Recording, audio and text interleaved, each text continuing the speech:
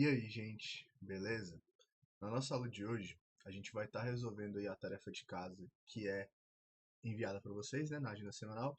Só que a gente vai ter uma dinâmica um pouco diferente. Vocês que já conhecem aí, né, mais ou menos como é que funciona a nossa aula online, a tarefa de casa também vai ser entregue online, beleza? Então, a presença e a contabilidade de você ter feito ou não a atividade vai vir junto de você enviar ela online. Então, você vai ter que enviar lá a tarefa que você fez, a fotinha, né? Ou escanear, o que você preferir. Só que, para eu contabilizar que você realmente assistiu a aula e que você realmente esteve presente neste momento de correção, tem que estar tudo correto, porque eu vou dar a resposta aqui agora. Então, para saber quem assistiu ou não, quem eu vou dar presença nessa aula online, que me entregue a tarefa de casa, mas não faz aquela coisa fez por fazer. Você tem que corrigir aqui, beleza? Você não é obrigado a assistir a aula inteira, mas aquilo, e aí vai do seu autocontrole e disciplina, né? Aquilo que você não achou bacana, você não entendeu, faz um esforçozinho para você reassistir, vê a aula, vê essa questão que você não está entendendo, pula lá para o minuto da questão que você não entendeu, mas corrija, beleza? Vê se está de acordo, vê se você realmente fez correto, porque a partir de agora vai ser desse jeito, tá? Então, para a nossa aula aqui, a gente vai estar resolvendo as questões referentes às páginas 27, 33, 34 e 40, que vocês, muitos, já fizeram boa parte delas, né? Por isso que eu pedi para vocês já fazerem logo, para poupar o esforço de vocês em casa. E lá eu já ia corrigindo junto com você, falando se estava certo ou não. Então a gente vai resolver essas questões aqui juntos, tá? E aí vocês vão fazer aquela entrega lá pelo Classroom, igual a gente já combinou. Bom, a primeira questão que a gente tem aqui, eu vou pular essa introdução porque ela fala sobre a questão do titânio e tal. Mas se a gente for aqui para o final, ó, considerando que o número atômico do titânio é 22, sua configuração eletrônica será. E aí, para você saber responder essa daqui, muitos, né, já sabiam a resposta de cara, porque é uma questão bem besta, mas não é tão besta assim, é porque você entendeu o conteúdo, né? Você aprendeu. Então, aqui, qual era a lógica para a gente responder corretamente? A gente precisa saber a distribuição eletrônica do titânio. Então, a gente vai ter que distribuir 22 elétrons, porque esse é o número atômico do titânio. Número atômico é a mesma coisa que número de prótons, e número de prótons, quando o nosso átomo é neutro, é o mesmo de elétrons. Então, eu vou distribuir 22 elétrons. Para eu saber qual que fez a distribuição correta aqui, a gente poderia simplesmente ter pego e contado a quantidade de elétrons que foram distribuídas. Como é que a gente faz isso? O número maior que vem aqui, ele é o nível, então é aonde você vai colocar o seu elétron. A letra que vem depois é um local mais exato de onde você vai colocar esse seu elétron. E o número que vem aqui em cima, por exemplo, 2, é a quantidade de elétrons que você tem aqui. Ou seja, para a gente saber a resposta correta, bastava a gente somar todos esses números aqui e ver se eles davam 22. E o único que vai dar 22 quando a gente fizer a soma é a letra D. 2, 4, 10, 12, 18, 20, 22. Resposta correta, letra D. Apenas. Próxima. Para o átomo de número atômico 60 no estado fundamental, o que é estado fundamental? É quando o seu átomo é neutro. Não se esqueçam disso. Ele pede para a gente fazer a configuração eletrônica nos subníveis escrita em ordem energética. Quando ele pede isso aqui, ó, ele está querendo que você faça o diagrama de Linus Pauling. Quando ele pede aqui em ordem de camada, ele não quer esse diagrama de Linus Pauling. Ele quer que você simplesmente coloque quantos elétrons tem no 1s, depois 2s, depois 3 e assim por diante até você colocar todas as camadas em ordem de camada mesmo. Você vai por linha, você não vai por aquela setinha do diagrama, tá? C, o número de elétrons em cada camada e o número de elétrons na última camada. Então, a gente precisa distribuir aí 60 elétrons. Vamos lá. Primeiramente, vou distribuir no 1s2. E aqui a gente não precisa se preocupar muito em quanto que tá, porque a gente vai ter que distribuir 60 elétrons. Então, aqui, até a gente chegar nesses 60, vai demorar. Então, a gente pode ir colocando. Depois do 1s2, a gente chega no final da seta. Depois, a gente vai para o 2s2, que vem e começa outra seta que termina aqui. Cheguei no final da seta? Cheguei. Vou para o próximo depois dele, que é o 2p. Depois do 2p, a gente vai para o 3s. Então, cheguei no finalzinho da seta, volto lá para o início da próxima e cheguei aqui no final também. Vou colocar 2p6, 3s2. Quantos elétrons eu já distribuí até agora? Eu já distribuí 12 elétrons. Não cheguei em 60 e nem estou perto. Então, vou continuar colocando elétrons aqui. Depois do 2p, a gente vai para o 3p e depois para o 4s. 3p6, 4s2. Estou descendo a seta aqui, ó. Normalmente, vocês vão escrever o diagrama primeiro e depois fazer isso que eu estou fazendo, tá? De ir até o final da seta e voltar. Vai até o final da seta e volta. Mas aqui eu já estou fazendo os dois ao mesmo tempo, tá? Já estou distribuindo os elétrons e fazendo o diagrama. Depois desse 4s, a gente vai para onde? A gente vai para o 4p? Não, a gente vai para o 3d10. Depois do 3d10, a gente vai para o 4p6. Depois para o 5s2, sempre seguindo a seta aqui, ó. Quantos elétrons eu já distribuí até agora, então? Ah, depois que eu fiz aqui as contas certinhas, né? Eu já distribuí 2, 4, 10, 12, 18, 20, 30, 36, 38. Depois do 3D, a gente vai lá pro 4D. Opa, depois do 5S, perdão. Depois do 5S, a gente volta lá na nossa 4D. E aqui eu já vou colocar mais 10 elétrons. Então, até ali, eu já tinha distribuído 38. Agora eu distribuí mais 48 com esse 4D10 aqui. Então, 48. Depois do 4D, a gente vai para o 5P. 5P6. 48 mais 6, a gente vai para 54. Ou seja, para chegar em 60, falta quantos elétrons? De 54 para 60, falta 6. Depois do 5P, a gente vai para o 6s2. Então, aqui, a gente estava no 48, mais 6, 54, mais 2, 56. Falta 4 elétrons para eu terminar a distribuição por ordem energética. Depois do 3s, a gente vai lá no 4f. 4f o quê? Quantos elétrons faltam? 4. Então, vai ficar 4f4. Terminei a distribuição dos meus 60 elétrons aí. Essa é a minha distribuição por ordem energética.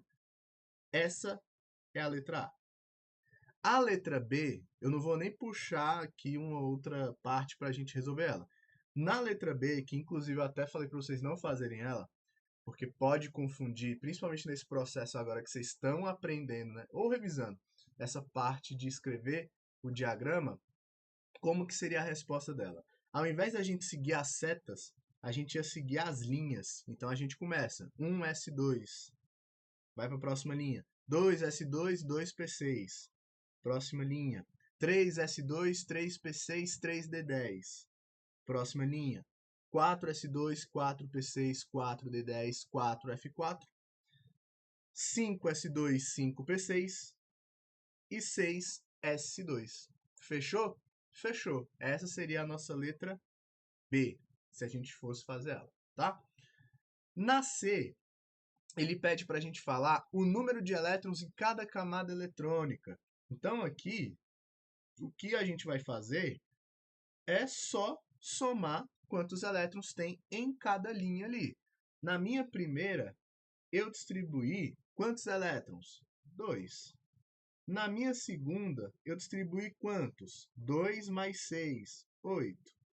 Na minha terceira, eu distribuí 2 mais 6 mais 10, 18 elétrons. Na minha linha 4, eu distribuí 4s2, 4p6, 4d10, 4f4. Quando a gente somar isso aí tudo, vai dar 24 elétrons distribuídos. Camada 5, 2 mais 6. E depois, na sexta, a gente vai ter apenas 2 elétrons. Por que a gente não continuou o diagrama? A gente não continuou o diagrama porque eu só queria distribuir até 60. Depois desse 4F4 aqui, a gente iria para o 5D. Depois para o 5D, a gente iria para o 6P e finalizar com o 7S. Terminamos? Não, ainda falta o 5F, o 6D e o 7P. Isso é o que está faltando aqui, ó, para a gente distribuir e finalizar o nosso diagrama de Linus Pauling. A gente precisa? A gente não precisa, porque aqui vai passar de 60 elétrons e a gente não quer essa quantidade a mais. Tá?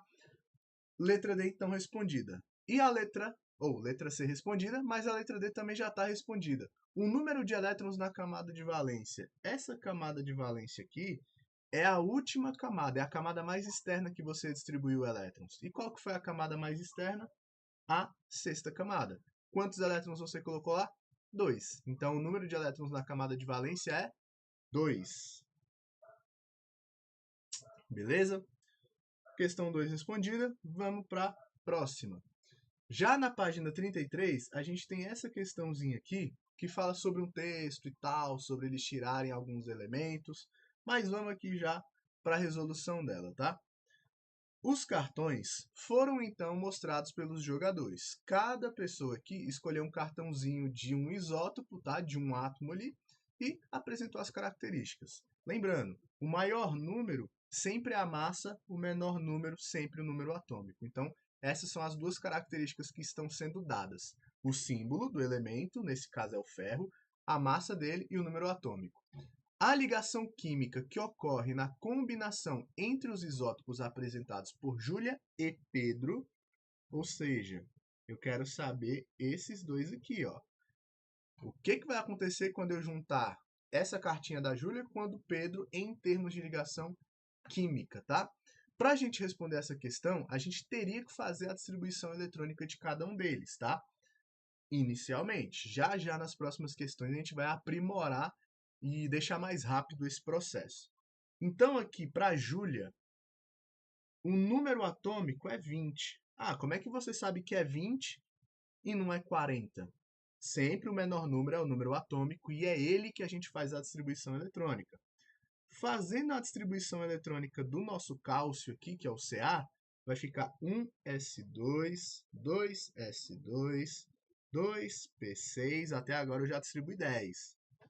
3s2, 12, 3p6, 18, falta mais 2, que é o nosso 4s2.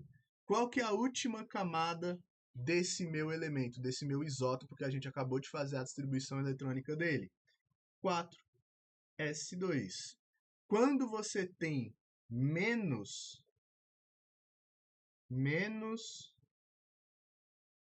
que 4 elétrons na última camada, ele é um metal. Se ele é um metal, significa que ele quer perder esses elétrons. Para ele é mais vantajoso perder os elétrons e fazer algum tipo de ligação do que ele ganhar até ficar com o octeto completo, até ele ficar com 8 elétrons na última camada.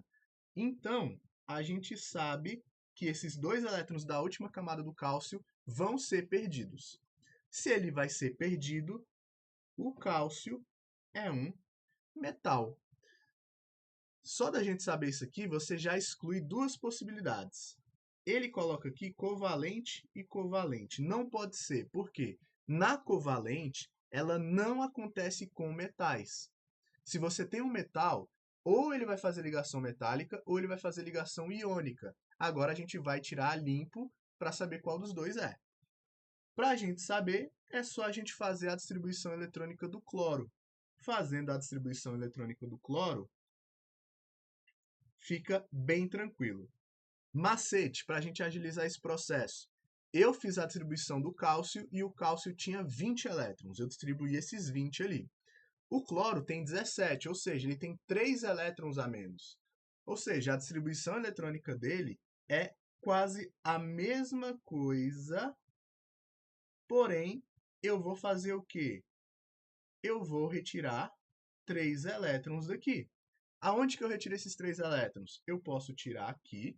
Agora eu tenho 0 elétrons aqui. Tirei 2. Falta mais um para ficar com 17. Aonde que eu tiro agora? No 3p6, que vai ficar 3p5. Como aqui não tem elétrons, eu posso apagar. Qual que é a distribuição eletrônica agora? 1s2, 2s2, 2p6, 3s2, 3p5. Agora que você fez essa distribuição, você vai olhar quantos elétrons tem na última camada. A última camada é a 3. Quantos elétrons tem nela? 2 mais 5, 7. Então, a gente tem 7 elétrons na camada de valência. É menor que 4? Não. É igual a 4 ou maior? Sim, é 7. Se é maior que 4, a gente vai chamar de ametal. Quando ele é um ametal, ele quer ganhar o elétron até ele ficar com 8. Para ele ficar com 8 aqui, basta ele ganhar mais um elétron. E quando ele ganha elétron, ele fica ametal. Ele é um ametal. Então, temos um metal que se liga a um ametal. Quando esse cálcio perde esses 2 elétrons que ele tem aí, qual carga ele fica? Como ele perdeu, a carga é positiva. Como ele perdeu esses elétrons, fica mais. Mas quantos elétrons ele perdeu? 2, mais 2. E o cloro? O cloro ganhou. Quantos elétrons? Quando ele ganha negativo, e como ele ganhou um elétron apenas, é menos 1. Para a gente saber o que vai ser formado da ligação entre esses dois, é só você pegar esses dois números aqui e cruzar eles. Então, o 2 vai para baixo do Cl e o 1 vai para baixo do cálcio. E a gente vai chegar nesse composto aqui, ó. Cloreto de cálcio, CaCl2. Nossa resposta final é ligação iônica, porque um vai perder elétrons e o outro vai ganhar. É assim que funciona a ligação iônica. E a fórmula do nosso composto é o CaCl2, cloreto de cálcio, que é esse que também está na resposta da letra B, tá? Próxima questão aí. Os metais alcalinos terrosos, como o estrôncio, pertencentes ao grupo 2 da tabela periódica, têm a tendência de perder 2 elétrons para a formação de sais com os halogênios pertencentes ao grupo 17, como o iodo. Considere o isótopo de estrôncio, que tem massa atômica de 88 e número atômico 38, e o símbolozinho do estrôncio é o SR. Assinale a alternativa que contém todas as informações corretas aqui, tá? Aqui a gente já vai começar a utilizar alguns macetes para pular essa etapa de precisar fazer distribuição eletrônica sempre, tá? A gente não precisa mais disso.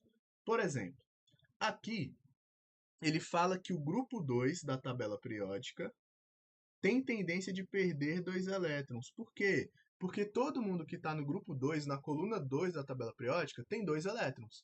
2 elétrons na última camada. Esses 2 elétrons na última camada é menor que 4? Sim. Ou seja, eles têm tendência em perder essa quantidade. Outra coisa é os halogênios, que são do grupo 17. No grupo 17, todo mundo tem 7 elétrons na última camada de valência. Como eles têm 7 elétrons na última camada de valência, para eles ficarem com 8, é muito próximo, é muito fácil. Então, eles têm uma tendência em ganhar mais um. Como eles têm 7 elétrons, é maior que 4 elétrons na última camada. Então, a tendência não é mais perder, é ganhar. Então, o estrôncio, que é do grupo 2, ele vai querer perder esses elétrons. Por isso que ele vai perder ali os dois e vai formar um cátion.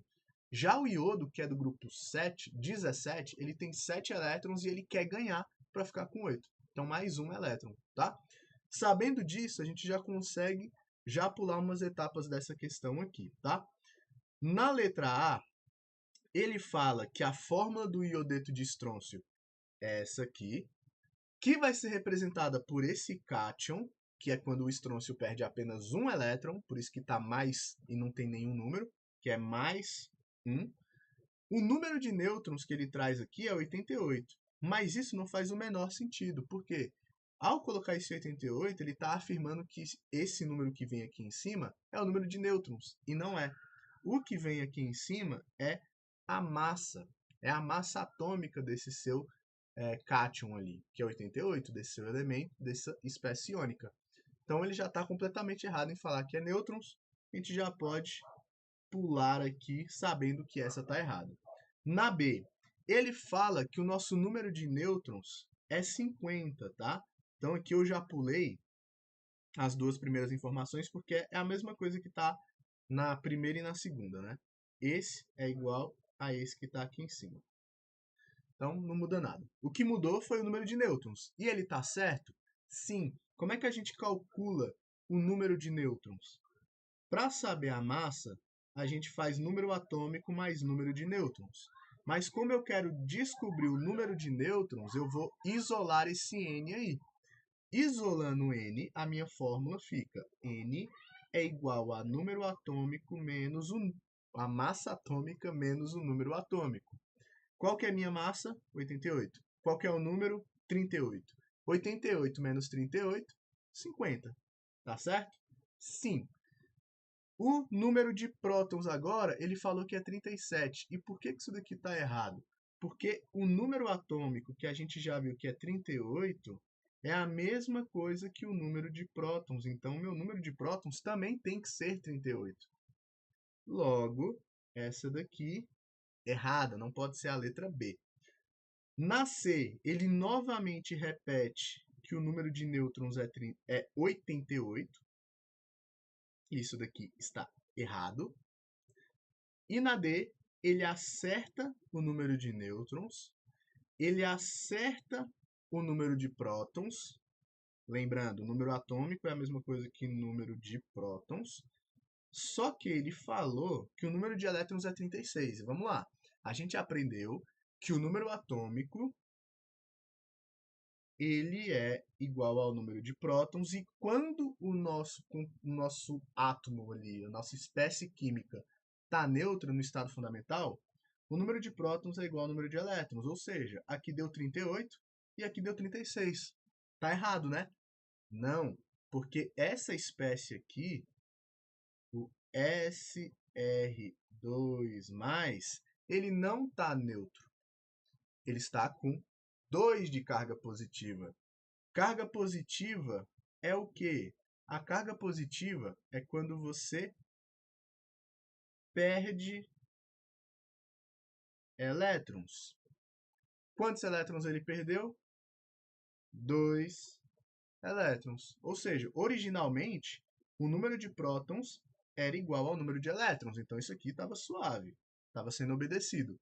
Mas aí ele foi lá e formou o SR2+, e perdeu 2 elétrons. Então, antes, você tinha 38 elétrons. Mas como ele perdeu 2 e formou o SR2+, ficou 36. 38 menos 2, 36. Então, esse daqui também está correto. A alternativa correta é letra D aí, tá? Então, é isso. Próxima questão. Os desenhos são representações de moléculas que se procura manter proporções corretas entre raios atômicos e distâncias internucleares, tá? Em outras palavras, aqui a gente tem uma bolinha cinza que eu posso chamar de elemento X. e eu tenho uma bolinha laranja que eu vou chamar de elemento Y. O tamanho da esfera de X está tentando corresponder ao tamanho dela real, né? Que é esse raio atômico. Então, cada bolinha tem um tamanho diferente, porque cada elemento tem um tamanho diferente também na tabela periódica. Então, esse meu outro átomo X aparece aqui, esse outro elemento X, e agora eu tenho uma bolinha verde, que eu vou apelidar de Z. E esse Z aparece aqui, mas agora ele está ligado a 3 átomos desse meu elemento X. O que a gente tem que fazer aqui agora? Analisar as nossas possibilidades e ver qual delas se encaixa na nossa possível estrutura. Por quê? Esse primeiro é o XY. Eu tenho um átomo do meu elemento X, um átomo do meu elemento Y. Então, eu preciso de um de cada para dizer que é parecido com aquela figura. O segundo é quando eu tenho esse meu átomo de Z ligado a 2 de X, que é o que a gente está vendo desenhado ali. E por fim, eu tenho esse meu mesmo átomo de Z ligado a 3 daquele meu elemento X ali que eu coloquei no início. Eu preciso de substâncias que sigam essa proporção. 1 para 2, 1 para 1, 1 para 3, tá? O oxigênio, ali, por exemplo, a gente já exclui ele. Então, oxigênio é essa estrutura. E na nossa aqui, eu quero um elemento X e um elemento Y. Aqui eu tenho 2 oxigênios, é o mesmo elemento. Então, não pode ser letra A gente já descartou. B, cloreto de hidrogênio. Então, aqui eu tenho cloro e hidrogênio. Quantos elétrons eu tenho na última camada do cloro? Aí você pode fazer a distribuição eletrônica ou lembrar que o cloro é da coluna 17, então ele tem 7 elétrons. Desenho aqui 7 bolinhas para representar esses elétrons e o hidrogênio tem apenas uma. O hidrogênio, diferente dos outros elementos, ele se estabiliza só com 2 elétrons. Então, se ele fizer essa ligação covalente aqui, ele fica estável e o cloro também. Eu tenho um elemento que é o meu H e outro que é o Cl. Um átomo de hidrogênio para um de cloro. Bateu com o que a gente tem aqui? Bateu. Então, o cloreto de hidrogênio que ele falou, ou também chamado de ácido clorídrico, pode ser a primeira representação da figura aqui? Pode. Então, até agora, deu certo. Depois, ele fala que é amônia. A amônia, ela tem essa estrutura aqui, ó, NH3. Eu tenho um elemento N para 3 hidrogênios. Bateu com isso daqui? Não, eu quero um elemento para 2 átomos de outro. No NH3, eu tenho um elemento para 3 átomos de outro elemento. Então, não pode ser. Nossa letra B aqui não pode ser a correta. C agora, monóxido de carbono. O monóxido de carbono, a gente tem apenas carbono e oxigênio. O que eles vão fazer aqui agora? Eles vão fazer uma ligação tripla entre eles, tá? Uma ligação dupla e uma dessas aqui vai ser uma ligação dativa, beleza? Que é pro carbono lá. Então, em outras palavras, uma ligação tripla, mas o nosso monóxido é o CO. Esse CO é um átomo de carbono e um átomo de oxigênio. Bateu? Bateu. Então pode ser. Monóxido de carbono pode ser a nossa primeira representação que a gente está colocando aqui, ó. Depois, a gente tem o dióxido de carbono. O nosso dióxido de carbono aqui, ele funciona na mesma lógica do CO. Só que agora a gente tem um átomo de carbono para 2 de oxigênio. Então, vai ficar assim. E qual que é a fórmula dele? CO2.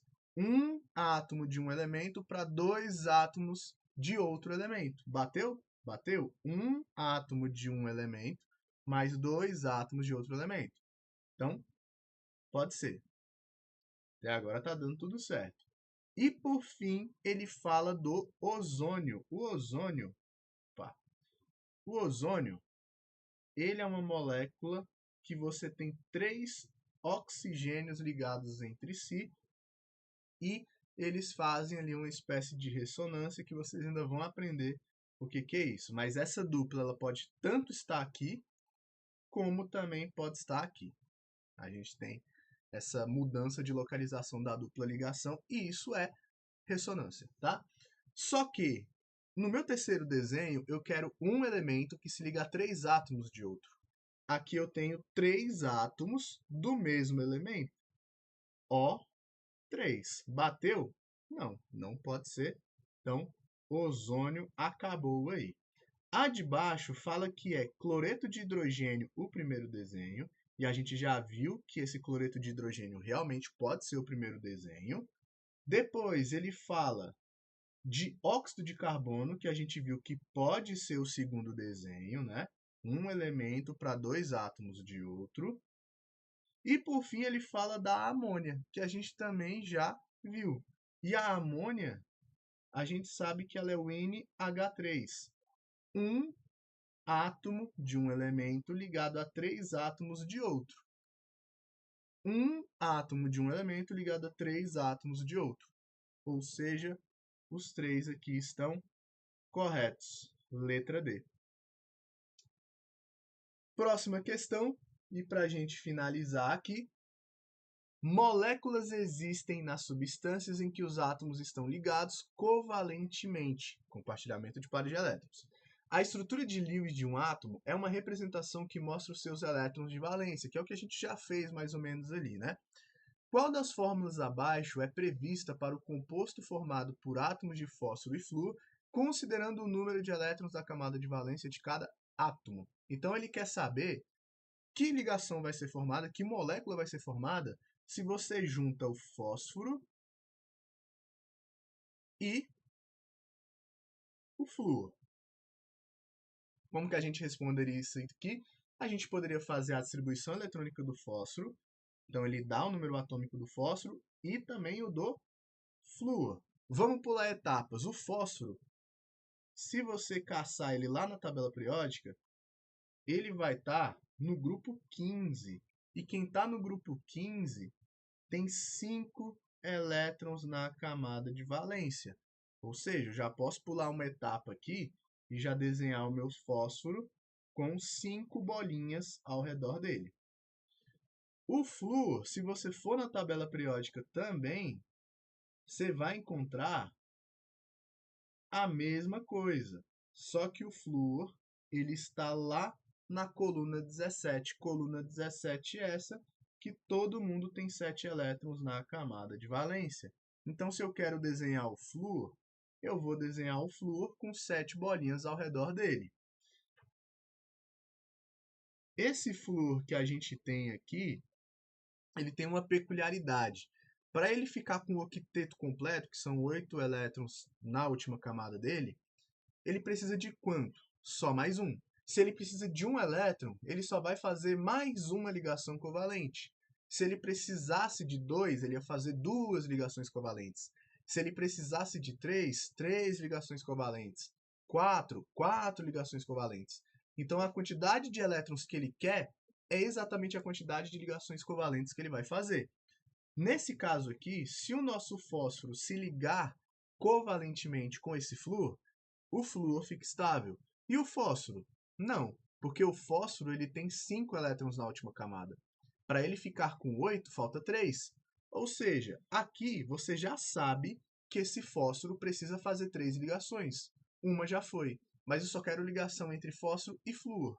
Então eu vou desenhar mais 2 fósforos aqui e as suas bolinhas de elétrons. E fazer essa ligação. Esse flúor agora está estável e esse flúor agora também está estável. E o meu fósforo, se a gente contar esses elétrons, vai ser a mesma coisa. 1, 2, 3, 4, 5, 6, 7, 8. 8 elétrons? Sim. Está estável? Sim. Se a gente desenhar isso aqui agora na fórmula estrutural, o que a gente faz? Sabe essas bolinhas que a gente desenhou? Apaga e essas ligações covalentes você transforma ela em traços. Então, para a gente desenhar isso daqui, a gente vai fazer o seguinte, tá? Coloca o fósforo que estava no meio. Ele fez uma ligação para a direita, para a esquerda e para baixo. Direita, esquerda, para baixo. Com o quê? Fósforo ou flúor. E aí, essa é a nossa estrutura, que é a letra D. Então, esse conteúdo aqui, para a gente conseguir compreender, a gente precisa saber da distribuição eletrônica. Mas vocês perceberam que chegou um dado momento aqui que a gente não precisava mais da distribuição eletrônica. Por quê? Porque quando a gente trabalha após saber o entendimento de como é que é estruturado aquela distribuição, você pode pular aquela etapa porque você sabe achar aquele elemento na tabela periódica. Por isso que é importante a gente entender sobre tabela, tá? Então vocês viram que chegou uma hora que eu nem fazia mais, eu já sabia quantos elétrons tinha. E é aí que vocês têm que também entender a malícia desse conteúdo, tá? A gente pode prever quantos elétrons tem na última camada? Sim, desde que você esteja falando dos elementos representativos, que são quais? Coluna 1, 2, pula os metais de transição, 13, 14, 15, 16, 17, 18. E aí você consegue prever. Coluna 13, 3 elétrons. Coluna 14, 4 elétrons. 15, 5, 16, 6 e por aí vai. Os metais de transição, que é aquela parte mais esticada da tabela periódica, aquele ali você não consegue prever. Você tem que partir mesmo para a distribuição eletrônica. Aí a gente vai utilizar algumas outras regrinhas que vocês vão ver mais para frente, né? O princípio da exclusão de Pauli e várias outras coisas. Mas dá para a gente pular essa etapa. E se você sabe disso, se você sabe que você não precisa da distribuição eletrônica, na hora de fazer a prova você vai fazer ela bem mais tranquila, bem mais rápido, né? Então, a gente fica por aqui e até a nossa próxima aula. Falou!